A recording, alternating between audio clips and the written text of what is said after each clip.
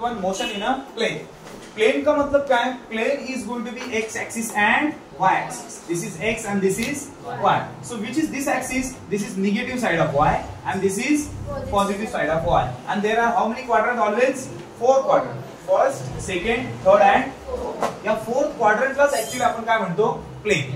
Motion in a plane. इसका मतलब motion in a direction of x and y and z. So which is the z axis? The z axis is going to be right here, is present right now, and this is going to be a z axis, and which is going to be producing the 3D image. So look at that. This is going to be 3D circle. Let's check the 3D circle. It's 3D circle, and this is going to be first quadrant, second quadrant, third quadrant, and fourth quadrant. So this, when we appear the one axis only, it is going to be one dimension. If we proceed through the two axis, it is going to be two dimensions. And if there are three axes, it is going to be 3 dimension, and there are the 3 planes. And we are talking about the motion in a plane. In this specific thing, just check out, just consider it is going to be sun. It is going to be a sun, and this is the second orbit. And this is primary orbit from inside there. There are 3 orbits. You can see the 3D image. And the center is the sun. This is first planet. This is second planet, and this is our Earth. And Earth is moving in the first quadrant from starting point to ending point right here. Up to how much degree? 90 degree. That is going to be January, February, and March. How many months are there? 3 months. This is first month. This is second month, and this is third month. So you can check the diagram. There are 3 months, and the Earth is traveling in the first quadrant only. The motion of a specific plane. Motion in a plane. In only specific duration in 3 months, January, February, and March. So which motion belongs to the April, May, and June? Which quadrant? Second quadrant. Third quadrant going to be July, August, and September. And the fourth quadrant going to be October, November, and December. The complete circle is done. The complete year also finished. So what is the definition of motion? The motion definition is quite simple. If any object or particle moving along a particular path by the spending particular time, and its action is known as motion. So I'll write the definition over there and deeply explain right now. So check out the definition. Shall I write this? This is quietly thinking about the motion is not only moving from one body to another body, one place to another place. It is actually the action of that particular thing, because there are various kind of the motion. If somebody is falling straight to the ground, that's going to be free fall. If somebody is sliding, some are rolling. So rolling motion is also exist. Sliding motion also exists, linear motion also exists, angular motion also exists. So different types of the motions are exist right there. So we are going to talk about what is the actual definition of motion. Okay, so I'll write on the board in a few shortcut mode, then you guys to identify the words what is the motion. Okay, see the first one. The of any object or any particle. Any object or any particles. They are, what are they doing? They moving along the particular path. What are they doing? Moving along. Where are they moving? Along the particular path. They are moving, but on the particular path. They are not just moving, but they have a specific path. The path may be circular, the path may be linear, path may be angular, path may be curve. You know curve? Curve path means वाकडा तिकडा रस्ता असू शकतो त्या ऑब्जेक्टचा. ज्यांचं लक्ष त्यांनी सांगा, what is the moving object? Object or any other particle. What are they doing? Moving. Where are they moving? Particular path. Along the particular path. They are moving. But that doesn't mean the motion. By spending the time. By spending time. So there we go. Third important word. I write the many important words. 1, 2, 3 and 4. The 4 important words. Obviously, if they are moving along the specific path by spending some kind of the time. If the object or particle moving, obviously they need a time. If you are moving from your home to class, then you guys are object. Moving from one place to another. But you never have destroyed, gone away. You are follow the path from moving over there, then there, and just moving the specific path right here. खिडकीतून कोण नाही आला, specific path नीच आला. So that is going to be particular path, and obviously you take a time. So your movement is called motion. Your movement is called motion. Now you are in the motion. When you were at home, you also were not in the motion. When you are in the class, you are also not in the motion. But now you, while moving from that particular thing, your action of the body is going to be motion. So motion is consisting your linear body and angular body. Check it out. The car is moving in forward direction. So it is going to be in linear motion. Car is in what? Linear motion. But tire is in the circular motion. The tires are in the circular motion, but the car is in the linear motion. So it means that the circular motion is produce the effect of linear motion. So you got about the two motions right now. So you can see the different types of the motion right there. The wiper of the car are moving left, right, left, right, left, right. So this is going to be sliding motion over the glass. I know that is going to be sliding motion. So it means that the only single car has a different types of the motion, while it is moving from starting point to ending point. So you just spell out the definition at the last moment. See, tell me, if any object or any particle, what is doing? Moving along the particular path by spending time. Okay, by spending. Then its action. Then its action is called that. Is called motion. If you were in 10th standard, then you could explain the definition of motion is when object is moving, it is said to be in motion. Like fan is moving, so it is in the motion. But the bulb is not in the motion, but light is in the motion. If you guys are stable, you are not in the motion. But I am walking, so you are saying I am in the motion. Like that, my hands are moving, my neck is also moving, so my body is in the motion. So that doesn't mean every movementable body is not in the motion. Because entire earth is actually producing the motion, and we are actually looking stable but still in the motion. If you are thinking I am sitting right now, I am not in the motion, but your entire body is moving with the earth. So that is why you are also in the motion. If you are thinking about that, you are not in the motion right now, you don't have an acceleration, but still force is equal to mass into acceleration. So your body mass is continuously accelerated, and therefore your body is producing force. So your body is producing force because your mass is accelerated. Until and unless your mass is not accelerated, your body is not producing the force. If somebody is jumping over your body, if you are slipping and someone kept by running over, then just putting the feet over your stomach and then moving forward like that. So you are thinking about the force is produced because mass is accelerated. But somebody just coming over there and sitting on your stomach. So he is saying, I am not producing the acceleration, I am stable on your stomach. But still my body is producing the force because the earth is producing the acceleration. है ना? असा अर्थ होतो. मराठीमध्ये असं म्हणायचं झालं तर एखादा माणूस तुमच्या बॉडीवर पाय देऊन गेला तर त्याच्या बॉडीला ऍक्सेलरेशन असतं आणि मास आणि ऍक्सेलरेशन मिळून तुमची बॉडी तुमच्या बॉडीवर काय देते? फोर्स देते. पण तो नुसता बसला आणि तो म्हणाला न्यूटननी मला सांगितलंय force is equal to mass into acceleration, पण मी ऍक्सेलरेट करत नाही, मी फक्त बसलोय. तो म्हणतो मला काय फोर्स येत नाही, सांगायचं ऍक्सेलरेशन होतोय पण ते डोळ्यांनी दिसत का? कारण अख्खी अर्थ ऍक्सेलरेशन होते. म्हणजे तुम्हाला ऍक्सेलरेशन दिसेलच असं नाही. म्हणजे आता तुम्हाला असं वाटतं ही हवा स्टेबल आहे, पण ती ऍक्च्युअली का? बिकॉज आपला अर्थ आणि ऍटमॉस्फिअर नेहमी हायर टेम्परेचर आणि लोअर टेम्परेचरला बॅलन्स करत असतो, त्यामुळे विंड फ्लो होतात. मग मला सांगा झाडं हल्ल्याने वारा येतो की वाऱ्यामुळे झाडं हलतात? हा, कारण वारा हा ऍटमॉस्फिअर प्रोड्यूस करतो. झाडं आपल्याला काय वारा घालायला बसलेली नाहीये, समजलं बात? कारण ते स्वतःहून कधी मुवमेंट करत नाही. त्यांची मुवमेंट ही ट्रॉपिकल मुवमेंट असते, ग्रॅव्हिटोपिक मुवमेंट असते, एरोट्रॉपिक मुवमेंट असते, कारण त्यांना त्या मुवमेंट्स वेगळ्या असतात. So you got about that is not a motion can be said. The tree is growing, so that is in the motion, ever not been possible.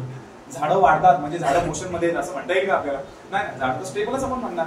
Same thing object is to be in the motion. So I would rub the definition afterward. Then त्याचा मी photo देईलच तुम्हाला, don't worry. Next question number 2, definition number 2, types of motion.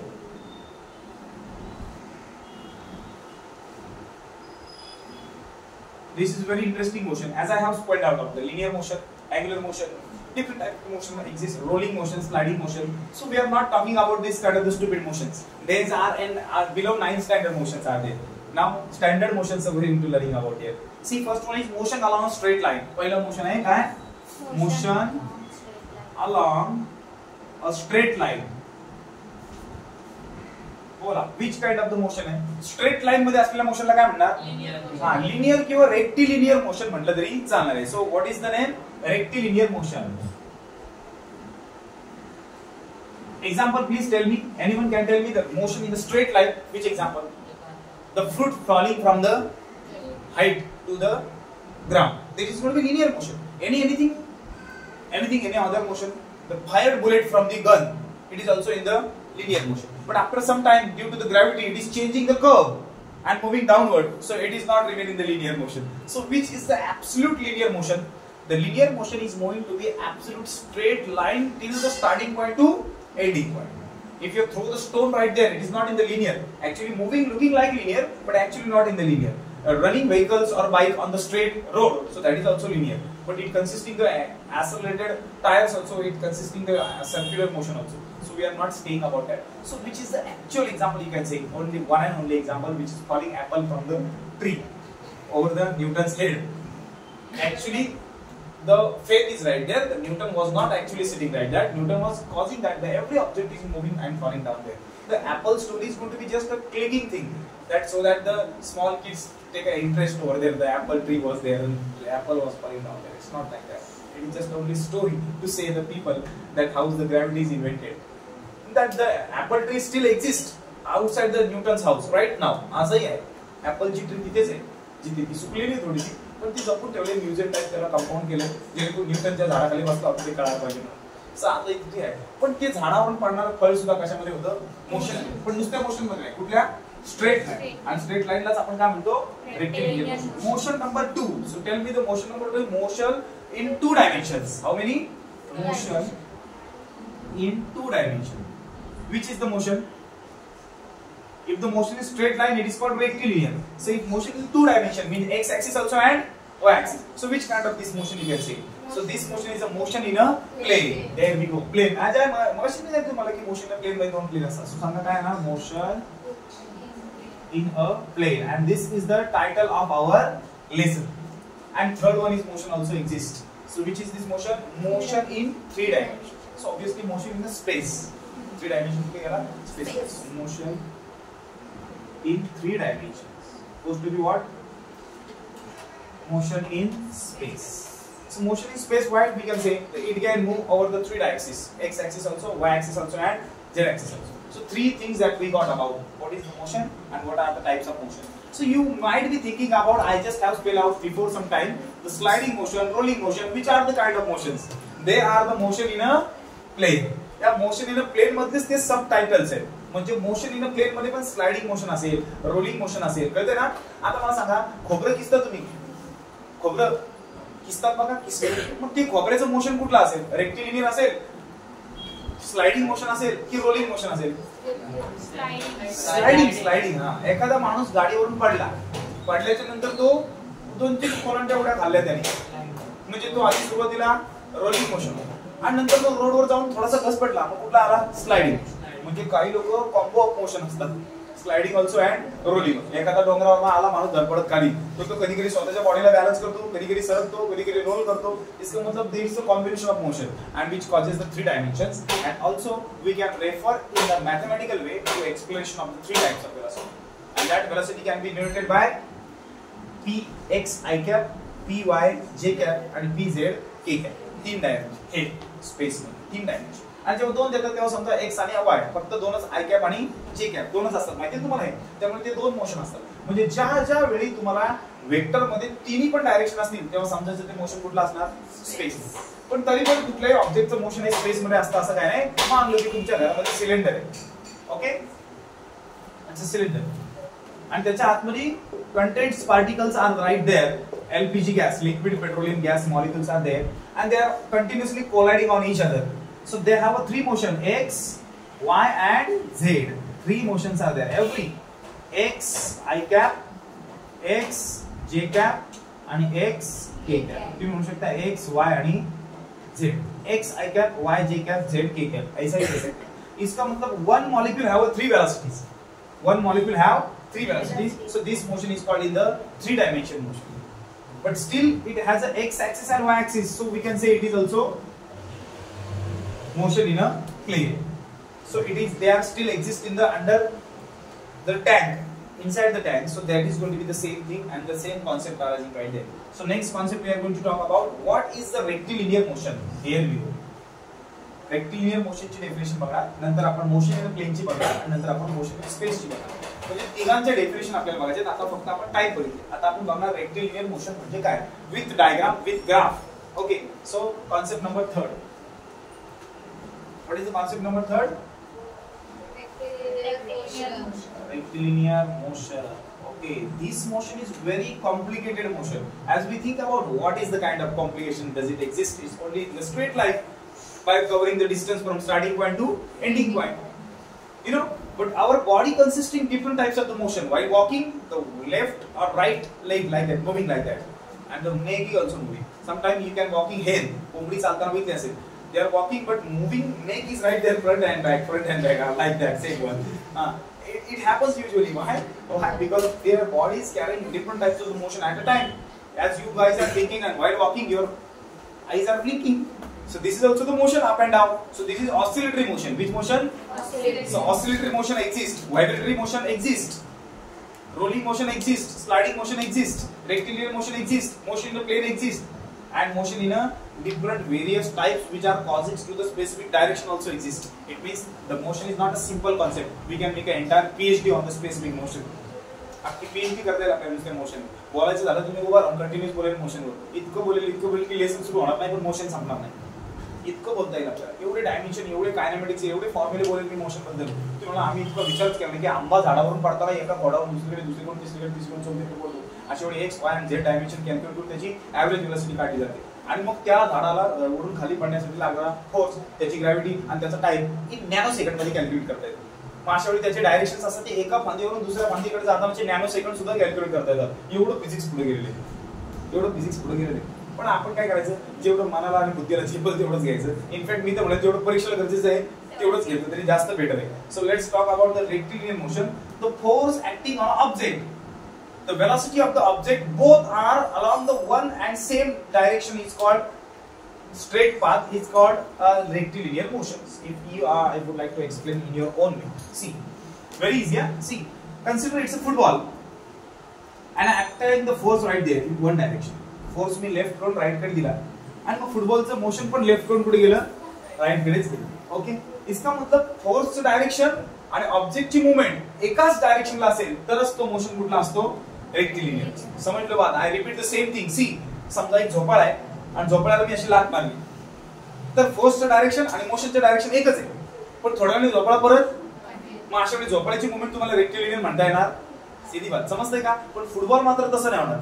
फुटबॉलला तुम्ही एक बाजूने लात मारली तर त्याच्याच विरुद्ध दिशेवर तो तसा जाणार. म्हणजे the direction of force and direction of motion is going to be same. Then this motion is called rectilinear motion. So not only direction of force and not only direction of motion or movement, but one more thing is exist. बघा अजून एक तिसरी गोष्ट त्यात exist करते.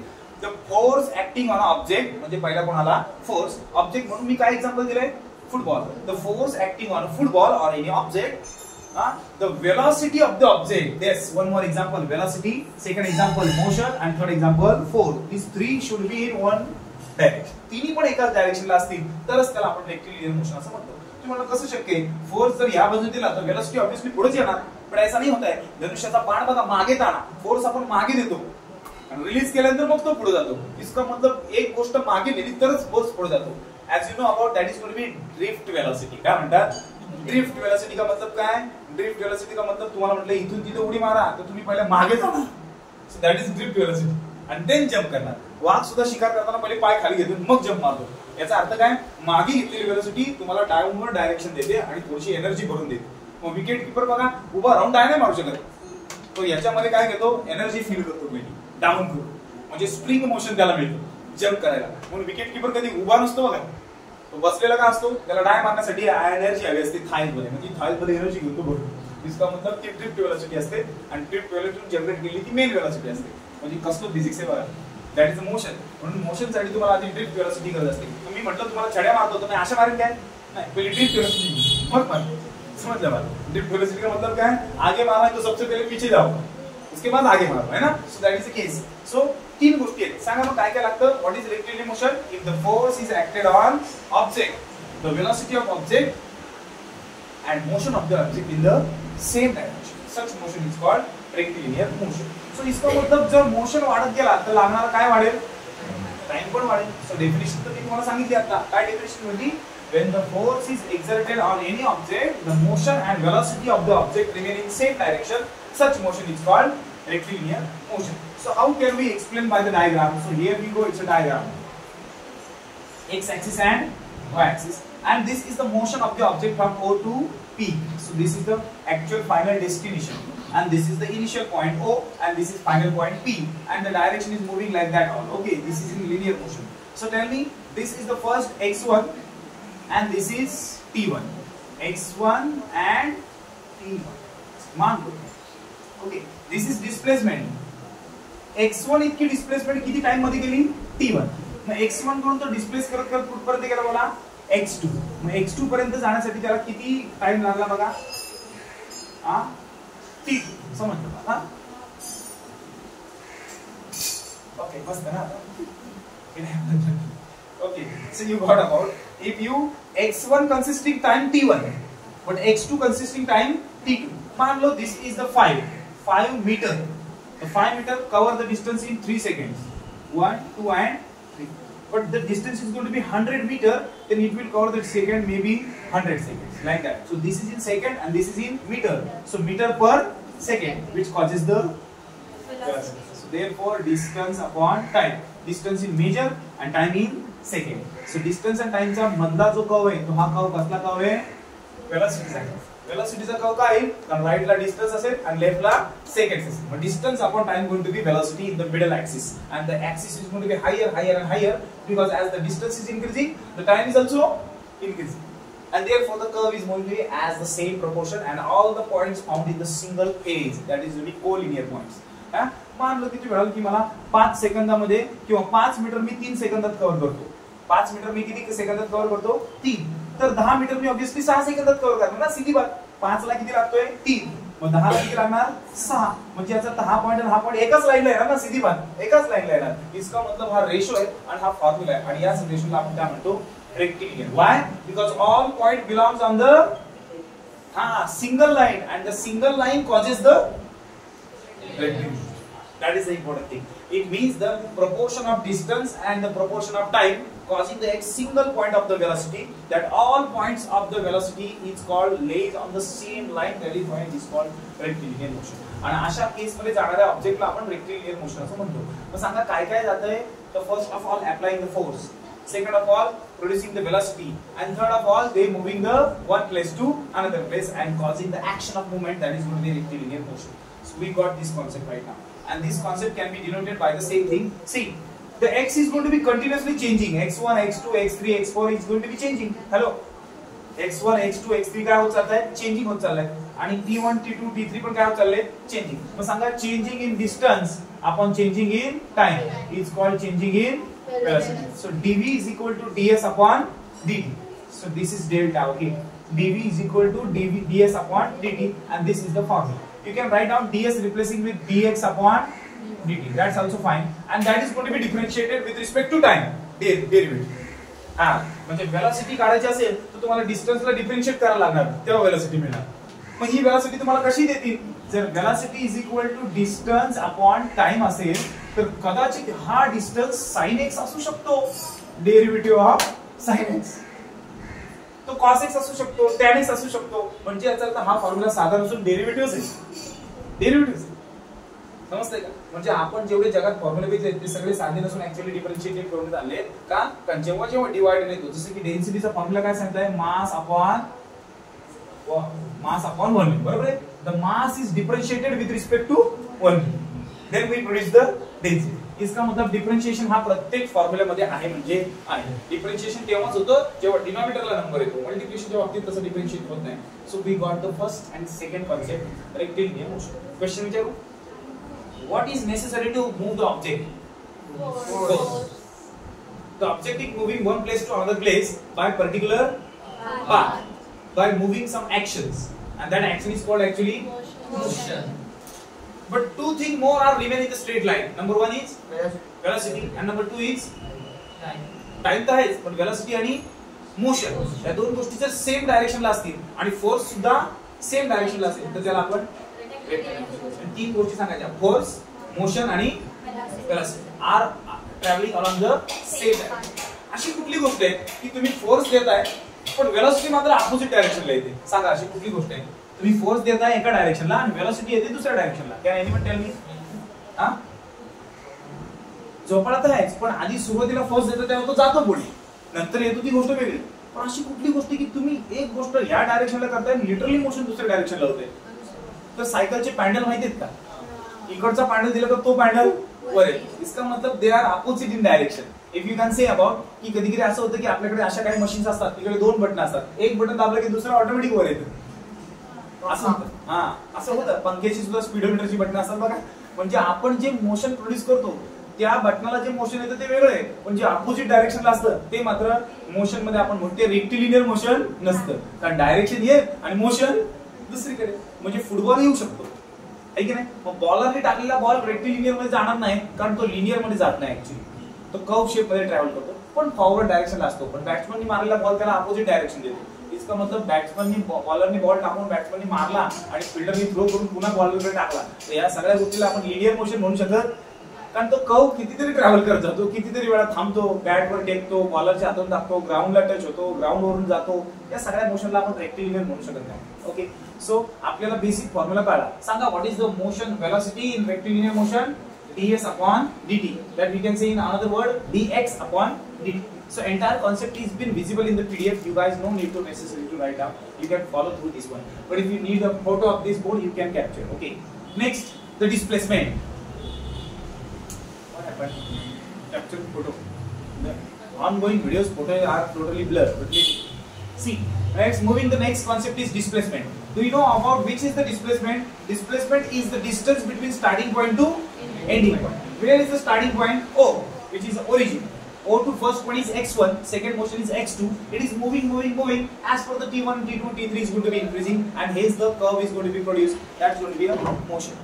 Capture if you want. So next one is displacement. What is the displacement? The distance covered by the object. What happened? Did you pause?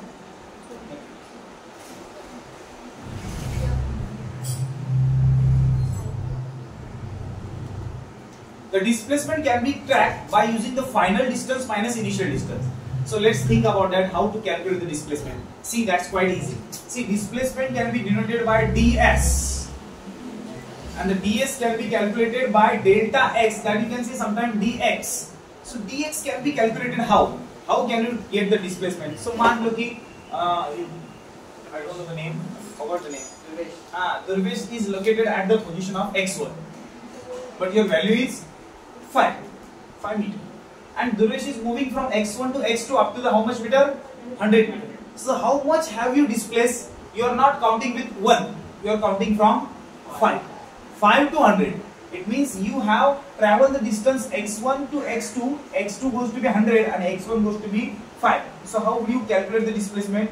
You will deduct the amount from 100 to 5. So 100 minus 5, 95. So your displacement is 95. So you can write down the formula for higher distance, dx2. You can say that dx2 minus what? x1. Higher distance minus lower distance. So this is the way. का आता आपल्याला 5 मधून 100 नसते वजा करता आले, पण 100 मधून आपण 5 वजा केले, म्हणजे higher distance minus lower distance. So how can you say me about the delta t? Delta t means change in temperature. Delta x म्हणजे change in distance. The change in distance is going to be displacement. So let's talk about delta t. A water contained in the bucket which is around 23 degrees Celsius. What is the initial temperature? 23 degrees. It is going to be T1. If the water is heated for 5 minutes, the water temperature is increased up to 80 degrees Celsius. So this is what? T2. It is visible in the board. Yes. So this is initial temperature 23 and this is final temperature 80. So what is the amount of temperature which will rise? So you should take 80 minus 23. So your formula is going to be delta T goes to T2 minus T1. Higher temperature minus lower. Similarly, higher distance minus lower distance, and the distance gap is going to be displacement. Our concept is actually displacement. I don't have written the title over there. I will drop the board and then to proceed that. Just quietly pause for a second. How the BTS ला टाकायचं? अजून इथं नाही. Sir तुम्ही example द्या ना, तेव्हा सांगा मग आम्ही त्यावर. So let's back to point. See, what to find the velocity and period. Period stands for t and velocity v. Okay, we are finding the v also, then finding the T.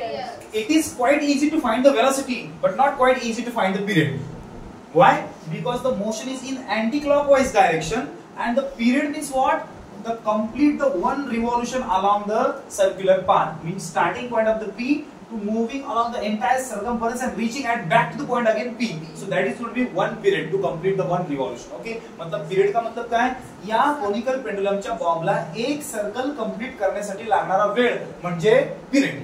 आणि what is the velocity, कितीच्या स्पीडला तो गोल गोल फिरतो. Okay, आता conical पेंडुलमच्या ठिकाणी मी हा घेतला 50 किलोचा शिंदे इथे टांगलेला आहे. 50 किलोचा शिंदे टांगलेला आहे. मी समजा 50 किलोचा मी इथे टांगलो. ओके, आणि त्याला दोरा आहे समजा 3 मीटरचा. किती मीटर? 3. आणि माझ्या जागी नंतर दुसरा गेला, समजा तो दुर्वेश गेला आणि तो समजा 45 केजीचा आहे. ओके, आणि तो 3 मीटरच्या दोऱ्याला नाही, किती मीटरच्या दोऱ्याला? 2 मीटरच्या दोऱ्याला टांगलाय. म्हणजे दोऱ्याची लेंथ कमी म्हणजे रेडियस पण कमी असणार. पण तुम्हाला माहितीये का, ग्रॅव्हिटीच्या नियमानुसार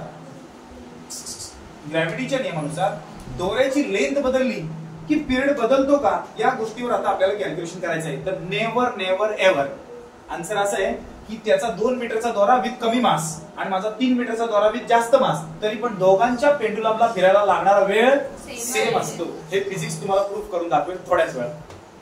ही म्हणेल मी 100 मीटरचा दोरा गेला आणि खूप मोठा राऊंड मारेल, तरी पण हिला वेळ एक कंप्लीट व्हायला लागणारा वेळ आणि आपल्या दोघांच्या पेंडुलमला लागणारा वेळ कसा असतो? सेम. का? कारण दोऱ्याचा जो टायमिंग आहे, त्या कोनिकल पेंडुलमचा जो टायमिंग आहे वेळ, तो वेळ त्या मासवर पण डिपेंड नसतो, लेंथवर पण डिपेंड नसतो. तो वेळ फक्त हाईट आणि ग्रॅव्हिटीवर डिपेंड असतो. बघूया आता ते काय होतंय काय. तर आपण त्या गोष्टी कॅल्क्युलेट करूया. सो स्टार्टिंग विथ काय सांगा, पहिली जे अँग्युलर वेलोसिटी, ही जी वेलोसिटी आहे ती लिनियर आहे का अँग्युलर आहे? अँग्युलर आहे, गोल फिरते. आणि अँग्युलर वेलोसिटी ओमेगाने दाखवली जाते. ओमेगाला तुम्ही मराठी इंग्लिश मध्ये तुमच्या भाषेत डब्ल्यू म्हणता, पण फिजिक्सला काय म्हणायचं आहे? ओमेगा. ही अँग्युलर वेलोसिटी अँटी क्लॉकवाईज आहे. मग सांगा omega means what? Angular velocity. Okay, पण कुठला डायरेक्शन? Anti clockwise. ओके, समजून घ्या, anti clockwise direction omega. P is a what? Position of object. Very good. L is a length of string. String म्हणजे दोरा. Okay, आणि H is a height. Okay, आणि mg म्हणजे weight. mg म्हणजे काय सांगा? वेट व्हर्टिकली अपवर्ड असते की डाऊनवर्ड? डाऊनवर्ड. कारण वजन काटा आपण डोक्यावर घेत नाही, कुठे घेतो? पायाखाली. इसका मतलब वेट नेहमी व्हर्टिकली डाऊन. सांगा वेट आलं म्हणजे दोऱ्यावर काय आला? Tension. T for tension, not a T for time, not a T for period. This tension is different tension which is also vertically upward. Weight खाली तर टेन्शन. एक गोष्ट क्लिअर करूया. मला सांगा, हा जो पार्टिकल आहे जर याची वेलोसिटी कमी झाली तर हा बाहेर जाईल की आत येईल? वेलोसिटी कमी झाली तर आत येईल ना हा. म्हणजे याचा अर्थ हा आतमध्ये जाणारा सुद्धा फोर्स, याला म्हणतात सेंट्रीपेटल फोर्स. कुठला फोर्स? Centripetal force. एक एक गोष्टी सांगतोय मला. एफसीपी मला काय? Centripetal force. 3 गोष्टी कळल्या मला, पटपट बोलायचं. S rigid support, H height, O center, OP radius, which can be denoted by R. The P is the position of object. The weight is vertically downward, and the tension is along with the string. Tension वरती जाणार तेव्हा weight खाली येणार. Actually weight दिल्यामुळे डोऱ्यावर काय येतो? Tension. Okay fine. आणि या वेटच्या सर्क्युलर मोशन मुळे सेंटर कडे जाणाऱ्या फोर्सला आपण कुठला फोर्स म्हणतो? Centripetal force. Centripetal force always directed towards the centre. आणि सेंट्रीपेटल फोर्सचा फॉर्म्युला मनात ठेवा, FCP is equal to mv square upon r. So this formula is useful afterward once we are going to solve the entire sum. Okay, circumference चा पण formula सगळ्यांना माहिती आहे, 2 pi r. 10वी चा फॉर्म्युला आहे हा, सुद्धा 10वीचाच फॉर्म्युला आहे. ओके, आणि 9वी वाल्यांना कन्सर्न नसला तरी तुम्हाला माहिती आहे. ओके, आणि हा फायदा 10वीचा काय 7वी 8वीचा आहे तुम्हालाही माहिती आहे. ओके, सो आता आपण डेरिव्हेशनला सुरुवात करूया आणि मग आता रिलीजमेंट करायची. मला एक गोष्ट सांगा, जर व्हर्टिकली डाऊनवर्ड तुमचं वेट आहे तर दोऱ्यावर आलेलं टेन्शन किती कॉम्पोनंट मध्ये तुकडे पडतात? 2 कॉम्पोनंट, एक साइन आणि एक कॉस. ओके, मग नीट लक्ष दिलं तर मला छान सांगता येईल. ओके, वनचा आहे हा जो टेन्शन आहे तो टी कॉस थिटा इथे जातो. This is going to be theta. हा आहे थिटा. बोला, टेन्शन इज रिझॉल्व्ड इन किती component? 2. T cos theta upward आणि T sine theta towards the centre. T sine theta. Okay, आता प्रश्न एकेकाला विचारणार आणि एकेकाला प्रश्न विचारणार. बोला, mg vertically downward, T 2s, mg 2s vertically downward. Okay, tension 2s towards the centre. Okay, वजन दिल्यामुळे काय आला? टेन्शन. वजन दिल्यामुळे काय आला? टेन्शन. पण टेन्शन नुसतं आलं नाही ना, आपण तो गोल गोल फिरवतोय. नुसतं वजन लावलं असतं तर दोऱ्यावर टेन्शन आलं असतं, वेगळी गोष्ट. पण आपण टेन्शन देऊन त्याला काय करतोय? फिरवतोय. आणि फिरवल्यामुळे टेन्शनचे किती तुकडे पडले? 2. टी साइन थिटा आणि टी कॉस. वासा डोक्यात. परत एकदा स्टेप 1, वर्टिकली डाउनवर्ड कोण होता? mg मुळे कोण आला? टेन्शन देऊन आपण काय दिलं? मोशन. आणि मोशन मुळे टेन्शनचे किती तुकडे पडले? 2. t sin थीटा आणि t cos थीटा. सांगा t sin theta vertically towards the centre म्हणजे 2 sin theta towards the centre आणि t cos theta vertically upward. बस मला वाटतं माझ्या पोझिशन सगळ्या सांगून झाल्या, डायग्राम माझी एक्सप्लेन करून झाले. आता मी आन्सरला स्टार्ट करतो. ओके, पूर्ण बापरे एवढं कन्स्ट्रक्शन आणि बेसिकला एवढा वेळ लागला तर काय फरक पडला? तर मला एक गोष्ट सांगा, m म्हणजे मास आणि g म्हणजे ग्रॅव्हिटेशनल ऍक्सेलरेशन mg आणि mg goes to what? Weight अर्थात फोर्स. फोर्स वेट एकच आणि वेट खाली असल्यामुळे टेन्शन वर आलं, पण ते टेन्शन वर राहिलं असतं जर तो मोशन मध्ये नसतात तर. पण टेन्शन आता वर मध्ये राहिले नाही. चुकून हा बॉब जर सटकला तर बाहेर पडला तर साइन मध्ये पडेल आणि खाली पडला तर कॉस मध्ये पडेल आणि अँगल घेऊन पडेल असा अर्थ. चुकून एखादा जायंट व्हील मध्ये बसला आणि हात सटकले त्याचे तर सर्क्युलर मोशन मधून बाहेर पडणारी वस्तू ही कधीच सरळ पडत नाही. एक तर साइन थीटा मध्ये पडते नाही तर कॉस थीटा. पण दोऱ्याला बांधलेला सरळ बॉब जर खाली पडला तर तो 90 डिग्री मध्ये पडतो. cos 0 1 डायरेक्ट खाली पडतो कारण अँगल 0 असतो आणि cos 0 ची व्हॅल्यू किती असते? 1. त्यामुळे तो सरळ खाली पडतो. पण जर तो मूवमेंट करताना पडला तर ना साइन ना cos, तो त्या साइनच्या अँगलला घेऊन पडतो किंवा कॉसच्या अँगलला घेऊन पडतो. So let's start the answer. हे सगळं मी आता पुसणार आहे बिकॉज हे आता मला लागणार नाही, तुमच्या डोक्यात आहे.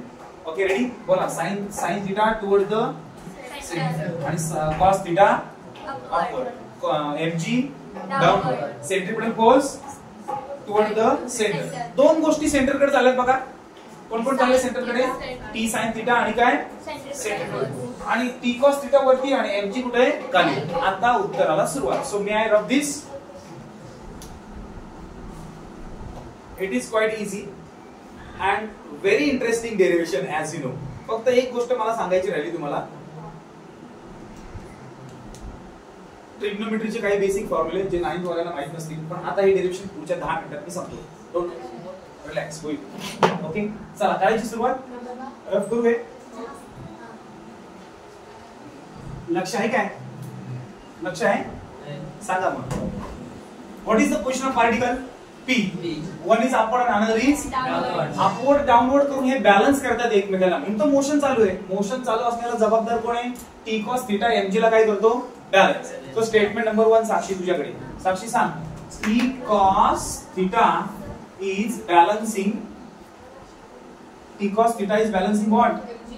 mg. t cos थीटा कोणाला बॅलन्स करतो? mg. ज्याला समजणार नाही त्यांनी ही लाईन लक्षात ठेवायची. t cos theta balance the mg. आणि दुसरी लाईन एकदम सोपी आहे तुझ्यासाठी. लक्ष होतं मी काय बोललो ते? t cos थीटा कोणाला बॅलन्स करतो? mg ला. आणि तू काय करायचं बघा, fcp सेंट्रिपेटल फोर्स कोणाला बॅलन्स करतो? t sin theta. ओके, हे दोन्ही पण एकत्रित आहे त्यामुळे ती गोष्ट झाली. म्हणजे मला वाटतं दोन गोष्टी मला सांगता आल्या, सगळ्यांना कळल्या. बोला t cos theta balance the आणि t sin theta balance the centripetal force. करायचं स्टेटमेंट. मग सांगा पहिले तुझं स्टेटमेंट. बोला काय? t cos थीटा बॅलन्स करतो म्हणजे कसा असतो? इक्वल कुणाला? mg ला. इक्वेशन 1. सगळ्यांचं इक्वेशन व्हॉट? वरचा इज इक्वल टू खालचा. विषय संपला. एक स्टेटमेंट सोपं आहे. दुसरं स्टेटमेंट थोडंसं क्वाइट कॉम्प्लिकेटेड आहे. सांग जर काय होतं ते दुसरं स्टेटमेंट. बोला t sin theta balance the centripetal force. मग सांगा t sin थीटा बोला काय? मग t sin theta is equal to centripetal force. पण सेंट्रिपेटल फोर्स नाही लिहायचा, त्याचा फॉर्म्युला लिहायचा जो तुम्हाला सांगितला आहे. Yes, mv square upon r. Equation 2. Okay, याचं इक्वेशन 1 आहे आणि याचं इक्वेशन 2 आहे. विषय बोलता येईल सगळ्यांना? जर मी पुसलो तर बोलता येईल. बोला t cos theta is equal to mg. दुसरा बोला t sin theta is equal to square upon r. तुम्ही सेंट्रिपेटल फोर्स बोलला तरी चालणार आहे, पण शेवटी आपण फॉर्म्युला टाकायचा. कधी कधी इथे स्टेटमेंट दाखवतात इज इक्वल टू fcp आणि मग त्याची व्हॅल्यू टाकतात आणि इक्वेशन नंबर 3 बनवतात. काही गरज नाही, आपल्याला तेवढं कळतं. आता डिवाइड इक्वेशन 1 बाय 2 किंवा 2 बाय 1. साइन कुठे सांगा? वर आहे का खाली? खाली. साइन खाली. मग 2 ला 1 ने डिवाइड करायचं. ओके, स्टेप नंबर 3 तुझ्याकडे. बोला काय? डिवाइड इक्वेशन 2 बाय काय? 1. मग सांगा 2 ला लेफ्ट नी लेफ्टला आणि राईट नी राईट डिवाइड करायचं. सांगा मग पहिला कुठला थीटा येईल? t sin थीटा आणि आपण t cos थीटा. बोला काय? t sin theta upon t. Okay, left ला मी लेफ्ट नी डिवाइड केलं, राईट ला मी राईट. सांगा राईट व्हॅल्यू काय? mv square upon r divided by mg. समजतंय? सिंपल आहे. मी डिवाइड केलं. तुझी स्टेप तुला कळली. आता तुझी step. TT cancel, TT cancel. बघा टीटी कॅन्सल झाला, मग साइन अपॉन कॉस. आणि तुम्हाला सांगतो ट्रिग्नोमेट्री मध्ये sine upon cos is equal to tan theta. So sine theta upon cos theta is equal to काय टॅन थिटा. म्हणजे साइन अपॉन कॉसचा फॉर्म्युला हा टॅन थिटा म्हणून येतो. परत एकदा सांगतो तुमच्यासाठी लिहितो इथं काय sine upon cos goes to tan. म्हणजे ही एक गोष्ट लक्षात राहील तुमच्या. बघा काय काय केलं रे, equation 1 this one is equal to this one part आहे, हे सगळ्यांचं पार्ट आहे. This one is equal to this one equation 1. Listen, this one is equal to this one equation 2 आणि 2 ला 1 ने डिवाइड केलं तेव्हा TT cancel, sine upon cos काय आला टॅन. इथं काय कॅन्सल होईल एम कॅन्सल आणि हा आर डिवाइडचं कुठे इकडे सांगा कोण राहील v स्क्वेअर आणि आर आला खाली म्हणजे काय rg. ओके v स्क्वेअर आपण rg हे तुमचं बेसिक आन्सर आलं. आता हा rg डिवाइडचा येतो इकडे येताना काय येईल मल्टिप्लाय आणि इकडे मग काय येईल rg tan theta is equal to कोण इकडे आला v स्क्वेअर आणि याचा स्क्वेअर रूट जर काढला v स्क्वेअरचा तर काय फक्त v आणि याचा स्क्वेअर रूट निघत नाही म्हणून अंडर रूट काय rg tan थीटा.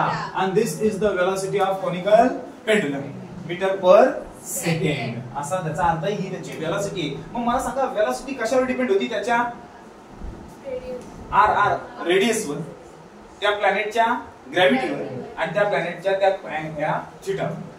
थीटावर डिपेंड. म्हणजे वेलोसिटी साठी तीन गोष्टी जबाबदार आहेत. एक म्हणजे टॅन थीटा, दोन म्हणजे ग्रॅव्हिटी आणि तीन म्हणजे रेडियस. तर आपल्याला काय काढता येते वेलोसिटी. म्हणजे मासचा काय घेणं देणं, तुम्ही 100 किलोचा लावा नाही तर 50 किलोचा लावा, वेलोसिटी सेम. का तर वेलोसिटी मुळात त्या मासवर डिपेंड.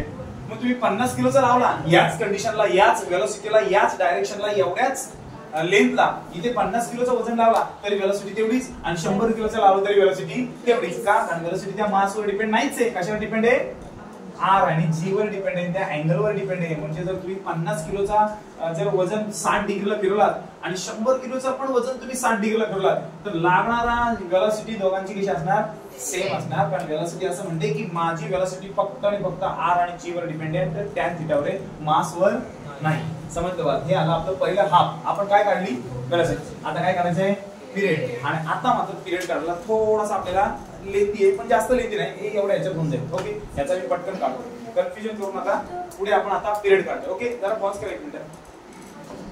स्टार्टिंग विथ यू, तुझ्यापासून सुरुवात. सांग पिरियडचा फॉर्म्युला कॅल्क्युलेट करायच्या अगोदर वेलोसिटी आपण आताच काढली होती अंडर रूट वाली. सांगता येईल बघा जरा सांगा velocity formula v is equal to under root rg tan theta. सगळ्यांना माहिती आहे इक्वेशन नंबर 1. ओके सेकंड हा इंटरेस्टिंग फॉर्म्युला जो मी आता इथे लिहिला होता, दिसते का बघा वेलोसिटीचा दुसरा फॉर्म्युला. मला वेलोसिटीचा दुसरा formula v is equal to 2 pi r upon t. What to find velocity of time time. So time should be shifted there and velocity should be shifted here. So tell me v इकडे आणा आणि t तिकडे आणा. सांगा काय येणार t is equal to 2 pi r upon v. Equation number किती आला 2 आणि 1 ची व्हॅल्यू उचलायची आणि 2 मध्ये टाकायची आणि 2 मध्ये just put the equation 1 into 2. So हा v द्यायचा, v ची व्हॅल्यू उचलून टाकायची. मग बोलाल का please t is equal to 2 pi r upon v. Value काय under root rg tan theta. Okay एवढं तर आपल्याला बेसिकली कळलं. हे झाल्याच्या नंतर आपण एक बेसिक गोष्ट करणार आहोत. हा जो बाहेरचा r आहे न्यूमरेटरचा तो आपल्याला रूट मध्ये घ्यायचा आहे. कशामध्ये घ्यायचा आहे मान लो हे 5 आहेत जे मला रूट मध्ये घ्यायचे. तर मी 5 जर मला रूट मध्ये घ्यायचे असतील तर मी 5 ला काय देणार स्क्वेअर. 5 ला स्क्वेअर दिला तर ते रूट मध्ये जातील. मग मला r ला जर रूट मध्ये घ्यायचं असेल तर मला r ला काय द्यावं लागेल स्क्वेअर द्यायला लागेल. मग मी r ला रूट मध्ये घेतो का. बोला t इज इक्वल टू बाहेर कोण राहिला 2 पाय आणि मला r ला रूट मध्ये घ्यायचं, मी r ला काय देणार स्क्वेअर. कळतं ना मी r ला रूट मध्ये घेतला का. आणि मग बाकीचे सगळे रूट मध्ये आहेतच ना, तुम्हाला चांगलेच माहिती आहे. सांगा खाली कोण आहे म्हणजे काय केलं लक्षात आलं का तुम्हाला. हा वरचा जो न्यूमरेटरचा r होता त्याला मला स्क्वेअर रूट मध्ये घेण्यासाठी काय द्यावा लागला स्क्वेअर द्यावा. स्क्वेअर लिहून तो आतमध्ये आला. आता मला r कॅन्सल. आता मी एक r कॅन्सल करू शकतो आतला. म्हणजे वरती किती r राहतील एक. कारण वरती किती आहेत दिसतायत ना 2 आहेत ते. मग सांगा मी r कॅन्सल करतो तर काय राहील सांगा r कॅन्सल. काय राहील सांगा t is equal to 2 pi under root r upon g tan theta. फक्त g tan थीटा. ओके इथपर्यंत झाला आपला आन्सर. आता तुम्हाला असं वाटेल की बापरे वाचलो आता आन्सर आलं. अभी तो शुरुआत है. ट्रिग्नोमेट्री सुरू झाली. 90 डिग्रीचा ट्रायंगल SOP दिसला soap. SOP is a 90 degree triangle because हा 90 असतो. मग इथून सुरुवात करायची ट्रिग्नोमेट्रीला सुरुवात, आणि आता आन्सरला सुरुवात आहे. तुम्हाला आला ना फॉर्म्युला, आला ना पिरियड तर आला आता, पण ऐसा नाही होत आहे. आपल्याला पिरियडचा आन्सर अतिशय छोटा काढायचा आहे. आणि काय काढायचं ते लिहून ठेवतो इथे बघा. T = 2 पाय √h/g. हे आपलं आन्सर आलं पाहिजे. हे आपलं आन्सर आलं पाहिजे. नाही आलं तर मी तुम्हाला फसवेल, नाही की नाही. Okay, so let's start to calculate this. First काय घेतलं मला, v चा पार्ट. दुसरा आपण काय घेतला, v चा. याला आपण फिरवला आणि नंतर 1 ला इक्वेशन 2 मध्ये टाकलं आणि हे आलं. नंतर r चा स्क्वेअर करायचा तर मी r ला स्क्वेअर रूट मध्ये घेतला. r कॅन्सल केला. इथपर्यंत आपल्याला सगळं समजलं. स्ट्रेट फॉरवर्ड स्टेप्स आहेत. एकूण एक स्टेप मी तुम्हाला सांगितली. r ला आतमध्ये आला तर r ला काय दिला, स्क्वेअर. r कॅन्सल केला तर वरचा r एकच राहिला आणि खालचा r होता तो पण गेला आणि राहिला g tan थीटा. अब देखो आगे. ट्रायंगलचं नाव घेतो, एक स्पेसिफिक ट्रायंगलचं नाव घेतो, त्याच्यावर तुमच्या लक्षात येईल. Okay, so I am moving with the triangle SOP. बोला ट्रायंगलचं नाव काय, SOP. आणि सगळ्यांनी मला साइन थीटाचा फॉर्म्युला सांगावा. ओके, कशाचा फॉर्म्युला, साइन. हा थीटा असेल तर साइनचा फॉर्म्युला काय होतो, अपोजिट साइड अपॉन हायपोटेन्यूज. काय फॉर्म्युला होतो, अपोजिट साइड अपॉन हायपोटेन्यूज. मग अपोजिट कोण आपली r, अपोजिट कोण आपली r. दिसतं ना रेडियस आहे, याच्या अपोजिट r आहे आणि हायपोटेन्यूज कोण आहे आपला l. सो सगळ्यांना फॉर्म्युला सांगता येईल बघा. sin θ = अप्पो अपॉन हायपो. तुम्हाला कळायला पाहिजे म्हणून लिहिलं, नाही तर लिहिलं नसता. पुढे बघा काय, sin θ = अप्पो कोण होती r आणि हायपो कोण होता l. समजतंय. आणि हा l आहे तो डिवाइडचा इकडे आणायचा. मग सांगा काय, r ची व्हॅल्यू काय, l sin θ. ज्याला नाही कळलं त्यांनी बघा, हा r इकडे आला ना, हा l इकडे आला म्हणजे l इकडे लागला, म्हणजे r ची व्हॅल्यू काय आली, L sin. ज्याला कळलं त्याला कळलं, हा इकडे आला ना, त्यामुळे तो लिहिताना सरळ लिहिला, कळतंय काय. नाहीतर मी करू का तसं, L इकडे आला काय, L sin θ कोण आला r. लिहिताना मी असं लिहिलं होतं, समजलं काय. हा म्हणायचा इक्वेशन नंबर किती, 4. ओके, हा 4 आला. आता मला सांग कोणाची व्हॅल्यू मिळाली, ती उचलून या 4 मध्ये टाकायची. बघा दिसतंय, म्हणजे ही r ची व्हॅल्यू कशासाठी काढली, इथं टाकायची होती म्हणून. पण तुम्हाला असं वाटेल की इथं आन्सर येईल, तो ऐसा नाही होत आहे. मला अजून एक व्हॅल्यू काढायची याची, cos θ वरना. आधी कशावरनं काढली, sin. आता मी कशावरनं काढणार आहे, cos θ. तुम्हाला आधीच का cos θ ची काढताय, पहिली l ची व्हॅल्यू पुट करू मग cos θ कडे जाऊ. सांगू मग टाकू, बोला इक्वेशन 4 कशात पुट करा, 3 मध्ये. यस 3 मध्ये टाकू. बोला 3 इक्वेशन काय, बोला T = 2 पाय √r. r ची व्हॅल्यू किती, l sin θ. आणि खाली हा कोण आहे, g tan θ. tan θ. ओके, मगाशी तुमचं लक्ष होतं का, sin अपॉन cos काय घेतला होता, tan. आठवतं काय बघा, sin अपॉन cos काय होता, tan. sin अपॉन cos ची व्हॅल्यू tan असते, मग tan ची व्हॅल्यू sin अपॉन cos असते. मग आता हा tan लिहायचा नाही, tan ची व्हॅल्यू sin अपॉन cos. मग बघा काय लिहू, T = 2 पाय √L sin θ. आणि हा g जसाच्या तसा. आणि tan ची व्हॅल्यू काय टाकायची म्हणालो, sin θ अपॉन cos. ओके, sin कॅन्सल, जम बॅक करतो मी का. आणि हा गेला डिवाइडचा मल्टिप्लिकेशन. सांगा T = कोण आला, 2 पाय √ मध्ये कोण आहे, l. आणि वरती गेला cos ना, l cos θ. आणि आपण खाली कोण राहिला, फक्त g. हा का, g आहे. नाही बरेच जण 12वीची करून त्याला 9च म्हणते, g राहिला. आता आपण म्हणू की बाबा मागची sin ची व्हॅल्यू काढली, आता कोणाची काढायची, cos. पण sin चा फॉर्म्युला होता अपोजिट अपॉन हायपोटेन्यूज. पण cos चा काय होतो, ऍडजस्टंट अपॉन हायपोटेन्यूज, म्हणजे h अपॉन l. सो आपण आता cos चा फॉर्म्युला काढू. सांगा cos θ काय, मग h अपॉन l. मग हा l परत इकडे आणा, l cos θ = कोण, h. आणि ही h ची व्हॅल्यू l cos θ च्या ठिकाणी टाकायची. दिसतंय का l cos θ, बघा हा l cos θ आता लिहायचा, त्याची व्हॅल्यू काय टाकायची, h. मग बघा T = काय, 2 पाय √ मध्ये l cos θ लिहायचं नाही, काय लिहायचा, h. आणि खाली कोण आहे, g. There we go answer in seconds. The what period of conical pendulum. Derivation खूप मोठे आहे, पण पॉज करू.